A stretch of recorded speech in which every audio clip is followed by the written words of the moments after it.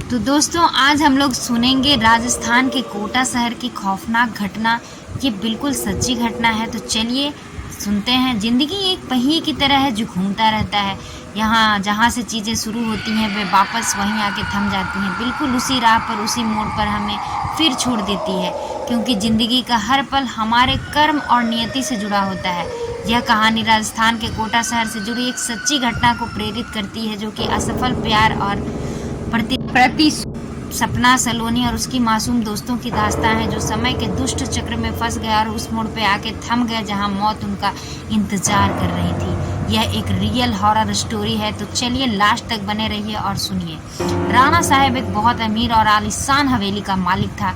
उन्हें अपने से 10 साल छोटी उम्र की लड़की से प्यार हो गया था और राणा साहब को इतना ज़्यादा प्यार हो गया, लेकिन वो लड़की जो थी राणा साहब को अपने प्यार के माया जाल में फंसाकर उनकी जो प्रॉपर्टी थी, जायदाद था, उसे छीन लेना चाहती थी। तो उस लड़की ने आगे क्या किया? उस लड़की ने अपनी प्रेमी के साथ मिलकर राणा साहब को मार दिया और मारकर उसे जिंदा ज़मीन में गाड़ दिया। फिर क्या था? राणा साहब चीखे चिल्लाए, लेकिन उस लड़की ने एक ना सुनी। लेकिन राणा साहब भी कम नहीं थे, वो मरते मरते श्राप दे करके गए कि मैं किसी को नहीं छोड़ूंगा, हर प्रेमी को मार दूंगा। जिस तरह मेरे साथ धोखा हुआ है, मैं हर प्रेमी को मिटा दूंगा, मैं सबको मिट्टी में मिला दूंगा। और राणा साहब की मौत हो गई। उस दिन के बाद से वो जगह और वो हवेली श्रापित हो गई। वहाँ जो भी जाता वो कभी भी वापस लौट के नहीं आ पाता था, क्योंकि राणा साहब मार देते थे। आज भी राणा साहब की प्रेतात्मा वहाँ घूमती है। कुछ दिन के बाद ही उस हवेली में एक प्रेमी कपल वहाँ पे घूमने के लिए आया, जिसका नाम सपना और रजत था। उन दोनों की सगाई हो चुकी थी, लेकिन शादी करनी बाकी थी। सपना अपने घर में किसी को कुछ बताए बिना रजत के साथ यहाँ थोड़ा दिन के लिए घूमने आई थी। सपना और रजत मजाक मस्ती में उस जगह जा पहुंचे जहां राणा साहब को जिंदा दफन किया गया था। तो फिर क्या था? अचानक रजत उस जगह पे गिर जाता है और उसका पैर जमीन से नीचे घुसने लगता है। और ये सब देखकर सपना पूरी तरह से डर जाती है और मदद के लिए चीखने चिल्लाने लगती है, लेकिन उसकी आवाज़ वहाँ कोई भी नहीं सुन पाता है। दोस्तों, सपना अब जब हवेली में मदद के लिए जाती है तो वहाँ किसी की होने का उसे आभास होता है और वो डर कर सहम जाती है। उसी वक्त तुरंत सपना गिर जाती है और कोई उसका पैर पकड़कर उसी जगह पे खींच के ले जाता है जहाँ राणा साहब को दफनाया गया था। बाद में सपना भी उसी जगह पे दफन हो जाती है रजत के साथ। कुछ दिन के बाद जब सपना अपने घर नहीं पहुंचती है, तब उसकी बहन सलोनी अपने पति समीर और कुछ मित्रों के साथ उसे ढूंढने के लिए वहां पहुंचती है। समीर एक पैरानॉर्मल एक्टिविटी का एक्सपर्ट था। वह जो भी हवेली के पास पहुंचा, समीर को पता लग गया कि यहाँ कोई बुरी आत्मा का वास है। उसी रात को उन सभी के साथ भी कुछ अजीब गरीब घटना होने लगी, जैसे नल से पानी टपकना, बेडरूम में मिट्टी का आना, रूम में और खिड़की का हिलना, किसी के रोने चिल्लाने की आवाज़ आना। ये सब देखकर वो लोग काफ़ी डर गए। उनमें से एक ने तो भागने की भी कोशिश की, लेकिन राणा साहब की प्रेतात्मा उसे जिंदा दफन कर दिया।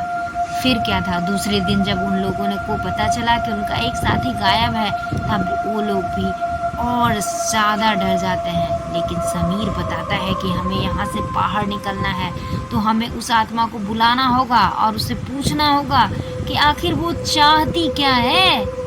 डर के मारे सभी लोगों ने समीर की बात मान ली और आत्मा को बुलाने के लिए सभी लोग तैयार हो गए। और उन्होंने फिर समीर को एक रूम में अपनी तैयारियां करने दी और बताया कि जब तक आत्मा से पूरी जानकारी नहीं जान लेते, तब तक कोई इस रूम से बाहर नहीं निकलता, और कुछ भी हो जाए कोई किसी का हाथ भी नहीं छोड़ेगा। सभी को एक दूसरे का हाथ पकड़ के रखना है। समीर ने तंत्र मंत्र से आत्मा को बुलाना शुरू किया। कुछ ही देर में तेज पवन और बिजली के साथ राणा साहब की आत्मा उसी रूम में आ गई, कमरे में। समीर ने उस आत्मा से बात की। आखिर तुम चाहते क्या हो? तुम लोगों को मार क्यों रहे हो? कौन हो तुम? इतने सारे सवाल। राणा साहब की आत्मा ने कहा, निकल जाओ यहाँ से, मैं किसी को नहीं छोड़ूंगा, सब मारे जाएंगे। जो भी यहाँ आएगा मैं उन सब को मार दूंगा। इतना कहकर वो आत्मा चली गई। वो लोग ने बाद में सपना की आत्मा को बुलाया और पूछा आखिर उनके साथ हुआ क्या था। सपना के साथ हुआ क्या था? सपना की आत्मा ने उन सभी को सारी हकीकत बता दी और मुझे बताया कि मुझे राणा साहब ने ज़मीन के नीचे दफन कर दिया है, प्लीज़ मुझे वहाँ से निकालो, मुझे वहाँ बंद कर दिया गया है। सलोनी ने अपनी बहन सपना से पूछा, राणा साहब की आत्मा को कैसे मारा जाए, आखिरकार उसे कैसे ख़त्म किया जाए। सपना ने बताया कि जहाँ राणा साहब ने हम सबको दफनाया है वहाँ पास में माता जी का त्रिशूल है, उस त्रिशूल पे राणा साहब की आत्मा को मारा जा सकता है और इस महल को उनकी चंगुल से बचाया जा सकता है। तो फिर क्या था आगे, सपना ने जैसा बताया उनकी आत्मा वहाँ चली गई। राणा साहब की आत्मा भी उस सभी को त्रिशूल के पास ले जाने के लिए बहुत रोकने की कोशिश की। सलोनी किसी भी तरह से त्रिशूल के पास पहुँच गया और उसी त्रिशूल से राणा साहब पे उसने वार किया, जिस बार से राणा साहब की मौत हो गई।